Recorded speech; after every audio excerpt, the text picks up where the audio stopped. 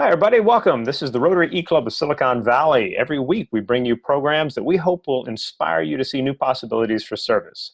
Our club has a special interest in themes of innovation, entrepreneurship, and education. And we especially like to have people present to us who can wind those right into Rotary themes. And our guest today is someone who has loads of cool ways of bringing Rotary into her very innovative life. So before I introduce her a little more formally, I'll have our two members on the call, Farheen here in, actually Farheen and Shags both here in the San Francisco Bay Area. And our speaker, Alex, is joining us from Virginia. So Alex, you should know, graduated last year from Virginia Commonwealth University, has spent the last year working on her master's degree. But while some people like that would define them, Alex, much more. She has been involved in Rotaract for a long time, held positions of leadership, and has also joined a Rotary Club now that Rotaractors can be members of both Rotaract and Rotary at the same time, which we think is very, very cool. That's the Rotary Club of James River. So shout out to all of her Rotary peeps who end up watching this. Awesome. So Alex, in addition to talking to us about all kinds of fun things related to Rotaract and how her experiences kind of moved her in the direction of innovation and possibility, she'll get to tell us about the startup she is the CEO and founder of as well, DuraSafe. So I'm excited for all of us to hear the different stories that you've got as a part of this. And Alex, I will hand it over to you. Perfect. Thank you so much. I'm so thrilled to be here with you all. And I'm so excited to have the chance to share a little bit about my journey with Rotaract and with Rotary, and just a little bit more about how I think we can use a lot of the innovation strategies that we're using already within our businesses, within our companies, and within our lives, and how we can apply those to Rotary. So thank you so much for the introduction. So I want to go ahead and start just by a little bit about myself, a little bit more than what Rushton has shared with you all. So I actually started in Rotaract about 6 years ago. So I did Interact in high school, something I came across kind of randomly, was looking to fulfill some community service requirements to apply to college. And I absolutely fell in love with the sustainable service aspect of being a part of Rotary. And I drank the Kool-Aid, and I haven't been able to leave since. It is a permanent part of my life. And then came time for me to look ahead towards college and towards the rest of my life and my future career. I knew that Rotary would always be a part of that, a significant part of that. So to start things off, I wanted to leave you guys with a little piece of something that I've learned so far. And I just ask that you guys kind of keep it with you as I go through the presentation. And that is kind of the answer to this question that you see. What makes Rotary so special? So one of the things that I think as Rotarians, and something we saw too as Rotaractors, that we kind of struggle with within Rotary is to figure out what exactly defines Rotary, and what exactly makes it so unique and so special as an organization. You know, we all feel it as active members, but we also have to be able to convey that to other people in order to engage new people and new perspectives within Rotary and grow our organization. So when I really reflected on this question, you know, as people ask me, I realized the answer is actually really simple. The answer is Rotarians. Rotarians make Rotary so special. You all, us, we are what makes Rotary such a unique and powerful organization to be a part of. So just wanted to leave you with that as we begin, and then it'll come to fruition towards the end of the presentation as well. So be sure to keep that with you. So Rotary for me kind of started before I realized it, and it kind of was very intertwined with my startup before I realized that either. So when I was 14, my parents decided to tell me about my brother. So I had an older brother, his name's Oliver. So he was born with a chromosome dysfunction called trisomy 13, which is a genetic issue. So essentially, he did not have a high life expectancy and was only around for about a day with my parents. So this was in the year 1990, so I was never able to meet him, unfortunately. But if you look ahead now at where medicine has gone, they now have new and innovative techniques and equipment that they can use to identify these issues at an earlier time point than when my parents knew about it. And it's just really powerful to see the way that medicine has shaped something that was such a significant problem. So When my parents told me about this, obviously, as I'm sure you can imagine, there was a lot of sadness and it was difficult news to accept. But within all of that, I kind of felt this sense of purpose, this sense of possibility. Like I wanted to be a part of the solution. I wanted to be someone that could make it so that families didn't have to feel the way that mine was feeling about the loss of my brother. So I decided, spur of the moment, in that exact moment in time, that I was going to be a physician. So that is my end goal. And when I got to college, I decided to major in biomedical engineering because I really liked the interplay of innovation and collaboration within medicine and using innovative techniques and equipment and technology in order to drive medicine forward and serve our patients better.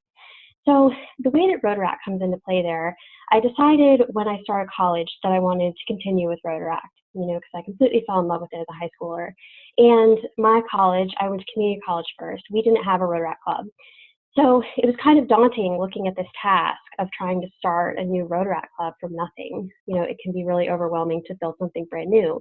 But what we ended up doing, couple of pictures for you here. So what I ended up doing was I pulled in my Rotary Club that had helped start my original Interact Club in high school, as well as a couple of other Rotary clubs in my district. And we took a very collaborative, hands-on approach to starting a brand new Rotaract Club. So it has grown over the years. It is still going strong and contributing to the community near the school. So what I realized going through that process is that I was learning things like not only how to be a leader who empowered other people, but also how to engage other people that have different perspectives on things, how to include new ideas, how to come up with sustainable service that's not only relevant to the community, but also relevant to your members. And I think that was one of the most significant pieces for me because it's a piece that I find myself still using now within the startup. So the way the startup kind of fits into Rotaract, during my second year at Virginia Commonwealth University, where I transferred after community college, the health system that is associated with our university came to the College of Engineering, where I was finishing my degree, and essentially said that the epidural process is really unsafe.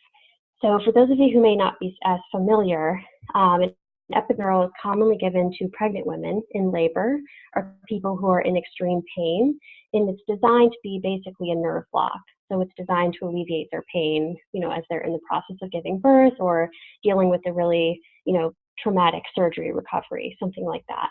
So they basically said, from a clinician standpoint, the epidural was extremely unsafe, it was high risk for patients, and it needed to be changed. They wanted a solution to basically make the epidural process safer. And looking at this, I remember feeling the exact same way that I felt when I was trying to start a Rotaract Club. It just felt like this huge, daunting, impossible problem that just, when you look at it all laid out on the table, it felt overwhelming and like it was too much to handle for one person or for one team. But I think one of the reasons I was able to do it is because Rotary helped me be bold. It helped me realize that innovation is possible, that you can achieve things that may not look so possible from the beginning. And what I realized is that through starting a Rotaract Club and eventually transitioning as a Rotarian and a dual member of both Rotaract and Rotary, is that I was getting better at thinking along that mindset and embracing innovative strategies for change, and I actually had the skill to implement them. So I want to share this picture with you all. This is one of our earliest photos ever that we have for DuraSafe, the company that we founded around our epidural solution. So I'm actually using it on a simulation model in this picture as one of our first successful tests ever. So I just thought I would share that with you guys. So, kind of stepping back from all of this, the way that I think there's such significant interplay between Rotary and this concept of innovation, because Rotary gives us the soft skills that we need in order to be able to implement real, lasting solutions.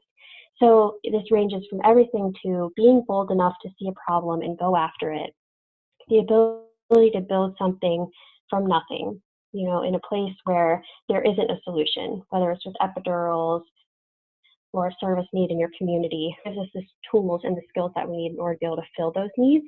I think it's just a matter of us realizing what skills we do have, and the fact that everyone in your team or on your club or in your company has a unique skill set and something different to offer.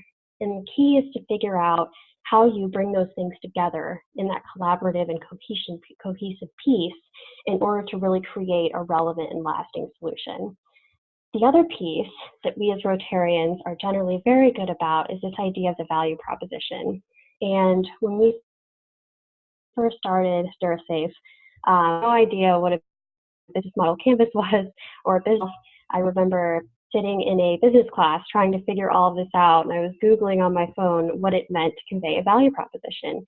And I think one of the reasons it came so naturally for us, and it really helped drive our company forward in stages, was because Rotary had already taught me that. You know, we have to convey a value proposition of Rotary or of Rotaract to everyone that we meet if we're trying to engage them in our club.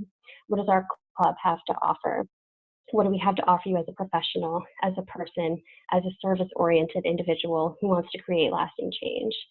The other piece that I think we have within Rotary, but could definitely benefit from strengthening a little bit, is being receptive to innovation. So it's sort of interesting in this aspect, as we've learned throughout this journey that we've been on the last couple of years, medicine, like many areas of Rotary and many areas of life, it's kind of challenging to innovate within that space.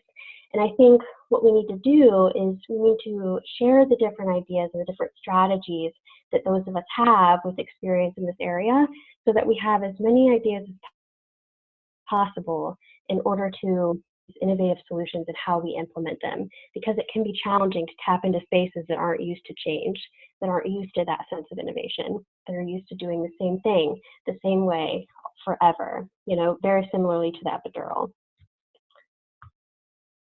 So the next piece I wanted to share with you all, this is the DuraSafe team. So there is 6 of us. We've grown a little bit over the last year and a half. And the team has really been, if there was one takeaway that I would like to leave with you all from my experience so far, it would be that the team is one of the most vital pieces. And it really centers around this idea of relationship building. So our beginning, it was important to me that we have people from business, from arts and designs and marketing background, that we have clinicians and engineers to kind of really bring together a multifaceted solution to this problem. Because I knew that engineers alone weren't going to be able to solve this. We really needed a village. It was going to take a village to address a problem like this, and not only address it, but also implement it in a way that it's actually being utilized by patients and effectively, making their epidural experience safer. So I just wanted to share a little bit about the project with you all, and then I'll close out with a couple of tips that I think would be great if we could keep in mind as Rotarians related to innovation. So just a little bit of quick background. For epidural specifically, there's roughly 1 million births in the United States every year. The challenge is that 170,000 plus of these epidurals fail. So when this happens, women are experiencing things like severe headaches, they're having spinal fluid leaking out of their back, permanent lasting back pain, and even nerve damage. So it can be pretty traumatic. And as a result, from the financial standpoint, hospitals are hemorrhaging money when this happens, roughly $2 billion each year as a result of failed epidurals. So I also wanted to share with you guys, going back to my brother, my horrible experience with her epidural when she gave birth to my brother Oliver. And it was part of my initial draw to this project. I wanted women to feel the possibility. I wanted them to feel safe going into such a common procedure as they get ready to welcome new life into the world. So right now, as a bit of context, if you all can see that tiny blue space in the center image there, that's the epidural space. So it's roughly the size of a grain of rice, if you can envision that mind, and that's the space that they're trying to hit with the needle in order to get a successful nerve block. If they don't hit that space, you're going to get those complications I just mentioned. So it's a pretty subjective process. The clinicians are going in blind, and it's just really hard to know that you're in the right space. So with that, this is DuraSafe, our solution for safe. This is one of our prototypes that you see on the left side of the screen. So it essentially locates the epidural space for the corpses, their eyes, if you will, so that they aren't going in blind. And it'll actually give them a visual alert when they're in the correct space. So it's really taking away any sense of questioning or uncertainty from the clinician standpoint to make the patient feel safer. So basically from this, I wanted to close out with some strategies for your consideration. So how do we take all of this and sort of deduce it into a way that we can create sustainable change? So I think first and foremost, as I mentioned to you all, from my perspective, we really have to diversify our team. And team can mean a lot of things, whether it's your company or your club. We have to diversify the personalities that we have, the perspectives that we have, and the ideas. And then based on this diversification, we actually have to be receptive to new ideas within Rotary, because that's where we grow, that's where we improve, that's where we come up with new projects that we've never thought of before. This next kind of interesting, and one that I had to learn to get better with personally, and that's embracing our competition, or things that might challenge the Rotary way, for example, and let it drive us to develop solutions. So what other options are there for a potential community need that we're trying to solve, and how do we improve on those, to develop a more effective solution that effectively serves the people and to improve the lives of. And the next piece probably goes without saying, but communication is really key for a successful partnership. One of the things that we had to learn was how we were going to engage doctors and nurses and other clinicians and also business people. How are we going to be able to communicate and speak the same language while also leveraging our different talents? I think that's something we need to keep in mind as Rotarians in our clubs as well. And this next two pieces kind of go hand in hand, serving to empower, but also keeping those that you're serving at the center. So for us, we wanted the moms who were experiencing these negative epidurals to be a part of the solution. So we actually brought them on to our advisory board. We did focus groups with them and really got to the heart of the issue and gave them an opportunity to share their stories and let their voice be a part of the solution. And last, believing in Rotary and believing in your vision. It is not easy to implement sustainable and bold changes. It will benefit so much if we continue to do so. Thank you guys. So set my email on the screen and also our website if you'd like to check it out. Thank you guys so much for listening. I appreciate it. Excellent. Very cool stuff, Alex. Thank you so much for the presentation. And let's get to some questions. I mean, because you're talking about two very interesting ideas, right? How do you develop Rotary possibilities? How do you develop a business possibility? And drawing these connections is something that I think is right in line with our own club's interests. You mentioned at one point that whatever it is you are doing, a project, the development of a club, anything like this, has to be relevant to both the members and the community. So as you began working on the idea of getting a Rotaract club started at your school, what for you was the sense of, this is how we're going to convey the value proposition of the club to the school community? Like, what was there a very specific argument that you got practiced in sharing as you went through that? Yeah, that's an excellent question. So, I think it differs depending on your audience, obviously. So for us, we were trying to recruit from the student body. So we focused a lot on the piece of Rotaract where you have the opportunity to develop soft skills, professional skills that you can't get in the classroom, that you can't get from a textbook. And that was a significant draw to people because, it's those skills that are going to allow you to be effective in your career, to be an effective leader down the road professionally. So that was a compelling piece. But then the second one, I think young people have a heart for service, a natural belief in service above self and Rotary ideals. So just the opportunity to really do something that's going to make lasting change, not just a one-time fix, was a really compelling piece as well. Very nice. Let's kind of open it up a bit. And so, Shags or Farheen, do you have a question ready to go? Yeah, I have one. If I may jump in. Are all of the, well, first off, thank you for your presentation, Alex. It was really lovely. And so just a little bit of background about me. One of the reasons why I was really excited about your presentation is because I actually am a pre-med student and I'm applying to med school next year. So I was really excited. I was like, oh, this is interesting. And I actually want to be an OBGYN. But specifically more on the GYN side than the OB side. So I might not be able to use your technology, but I think it's something that we definitely need So your whole group, your company is really awesome. So thank you for sharing. I guess my question is, are all of your founders, right, all of the people on your team, are they also Rotaract members, or are they connected to Rotary, or is it just you, or how does that work?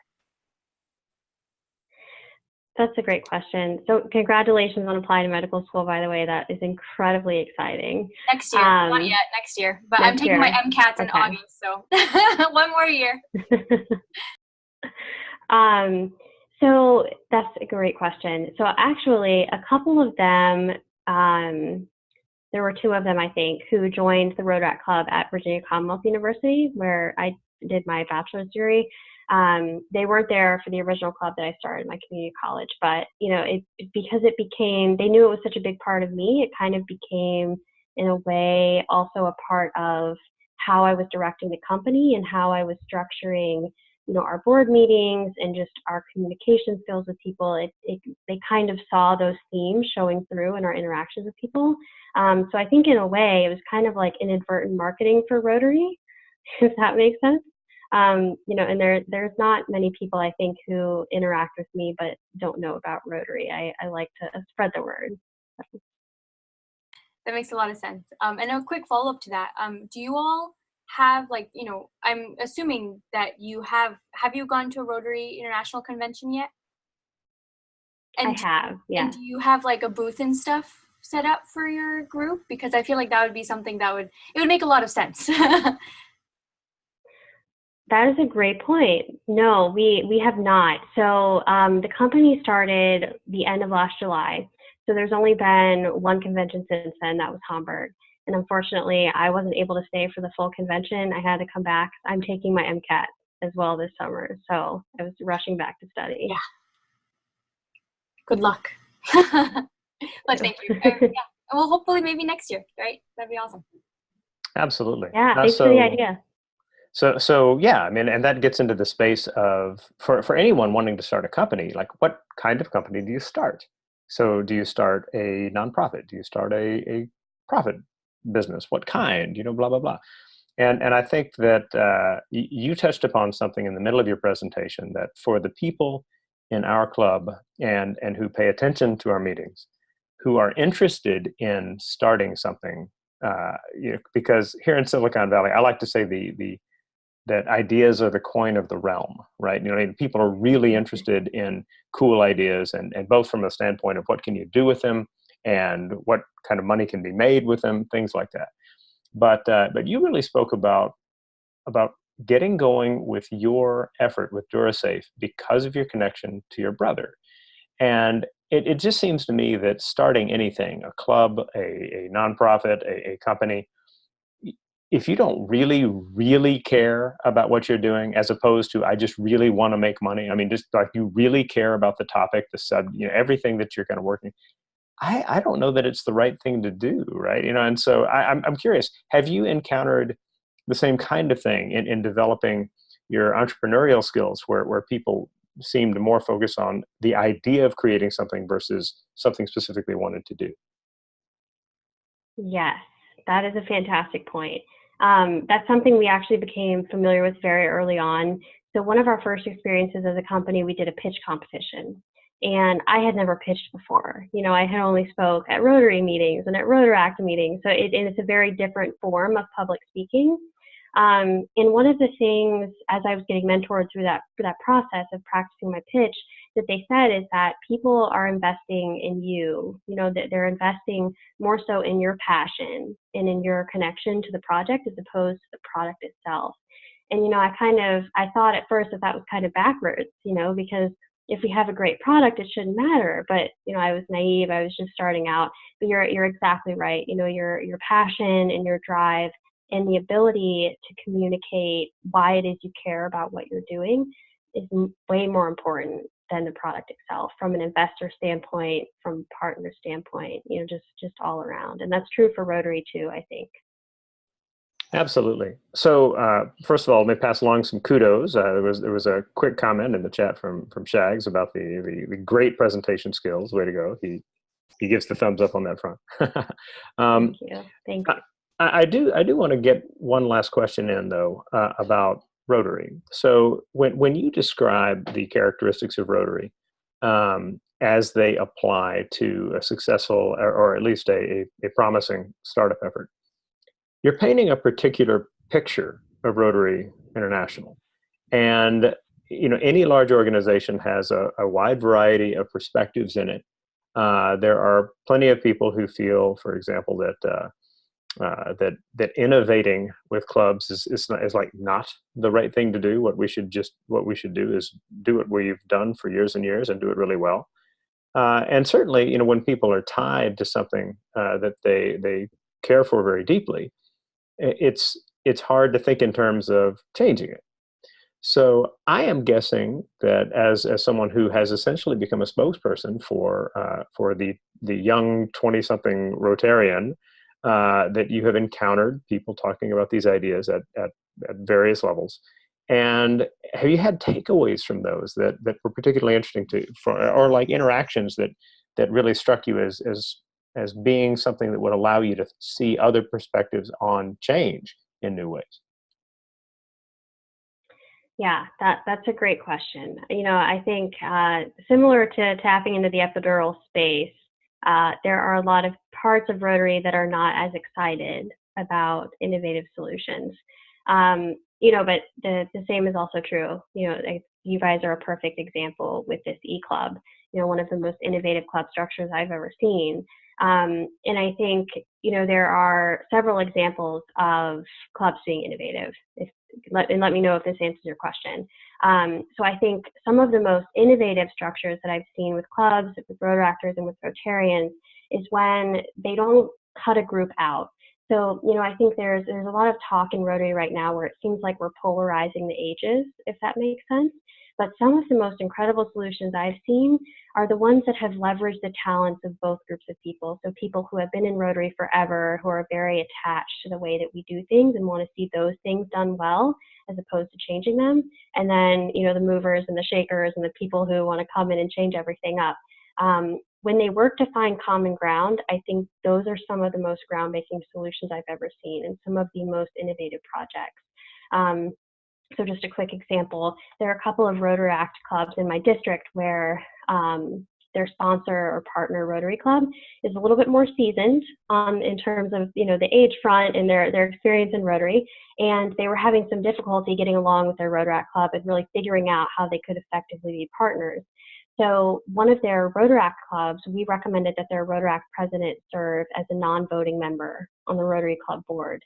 So with this, we've seen so much progress in terms of the relationship between Rotaract and Rotary, and they're coming up with some really innovative solutions together as a team, because I think when you're increasing your communication, a byproduct of that, just sort of organically, is you get more communication. You're getting more cohesion, more of an understanding of what makes you different, but also what unifies you. And then with that common ground, even if it's just a small thing that you find in common with someone, you can begin to work together. You can begin to develop a solution and contribute your different strengths.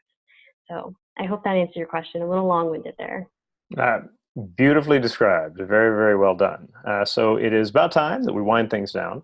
I want to thank Farheen and Shags for being part of our recording today. It is something that all of our members should experience. It is great fun to interact with the speakers, and it's not just the recording. It's after we finish the recording, it'll be a chance to talk a little more and ask questions that, for any number of reasons, we might not have asked during the live recording. And it's also a chance to kind of get to know our fellow members in ways that we wouldn't have otherwise. So if you have not been a part of a recording recently or in a great while, then by all means, watch for those emails to let you know something's coming up.